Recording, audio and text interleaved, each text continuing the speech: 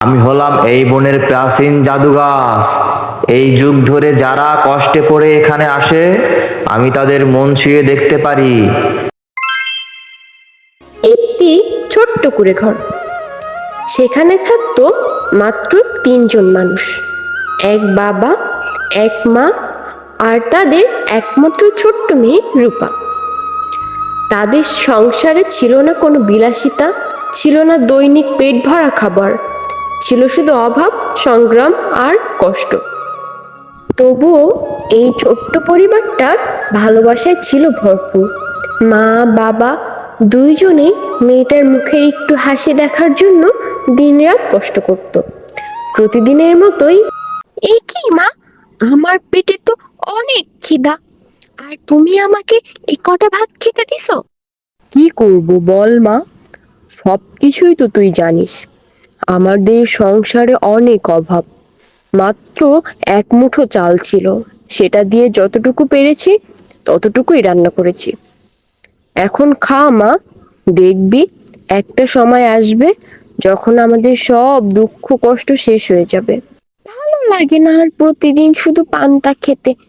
আমারও তো একটু ইচ্ছা হয় মাছ মাংস খেতে, তাই না? সব সময় এত খাই খাই আসে কোথা থেকে তোর?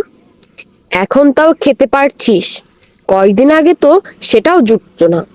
যা দিয়েছি মুখ বন্ধ করে খেয়ে নে। আহা গিন্নি, মেয়েটাকে এভাবে কেন বকছো? ও তো ছোট মানুষ, ওর তো কোনো দোষ নেই। দোষ তো আমার।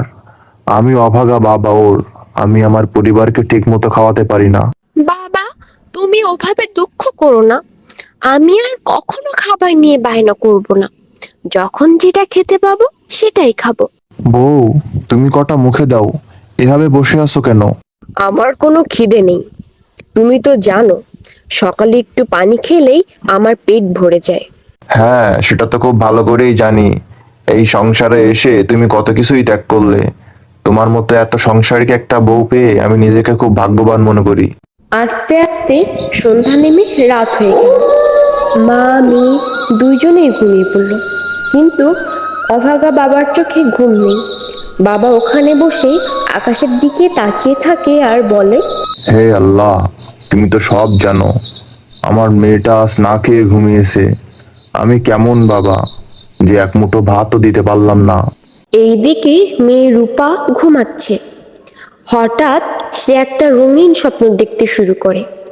সে স্বপ্নে দেখতে থাকে রাজকন্যাদের মতো সাজানো টেবিল, মাছ মাংস আরো কত খাবার। সে স্বপ্নের মধ্যে মাছ মাংস আরো কত খাবার খাচ্ছে। খাবার খেতে খেতে বলতে থাকে, ও মা, আজ আমি সব খাচ্ছি, মাছ মাংস ফল সব কিছু। এর মধ্যে হঠাৎই তার স্বপ্নটা ভেঙে যায়। ঘুম ভেঙে মেয়ে চুপ করে বসে পড়ে, আর ধীরে ধীরে তার চোখ দিয়ে জল পড়তে থাকে। আমি বড় হয়ে কিছু একটা করবই, মা বাবাকে আর কাঁদতে দেব না, এই বলতে বলতে সে ঘুমিয়ে পড়ল।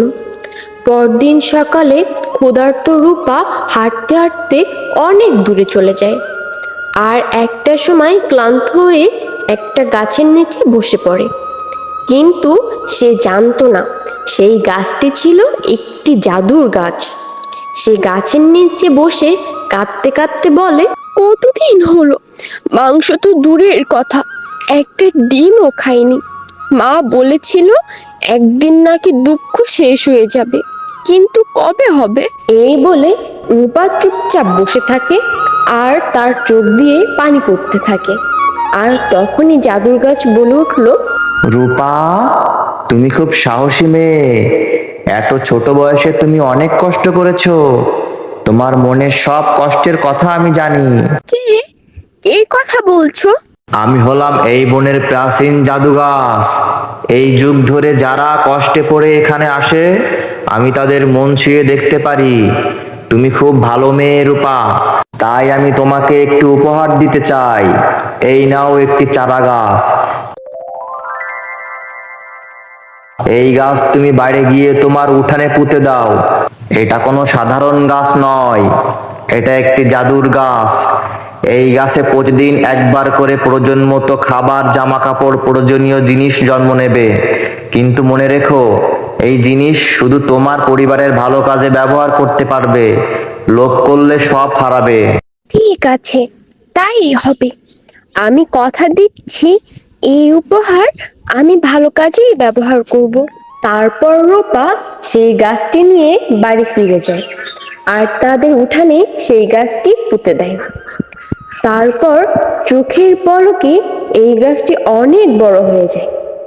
পরদিন সকালে রূপার ঘুম থেকে উঠে দেখে তার জাদু গাছে তার পছন্দের সব খাবার, মাছ, মাংস এবং নতুন নতুন জামা কাপড়। সেগুলো দেখে রূপা অনেক খুশি হয়ে যায়। তারপর থেকে তাদের সংসারে আর কোনো অভাব থাকে না। তারা এখন সুখে শান্তিতে বসবাস করে। হ্যালো বন্ধুরা, আমাদের ভিডিও ভালো লাগলে অবশ্যই চ্যানেলটি সাবস্ক্রাইব করবেন এবং পাশে থাকা বেল আইকনটি বাজিয়ে দেবেন, যাতে করে পরবর্তী ভিডিও সবার আগে আপনার কাছে পৌঁছায়। ধন্যবাদ।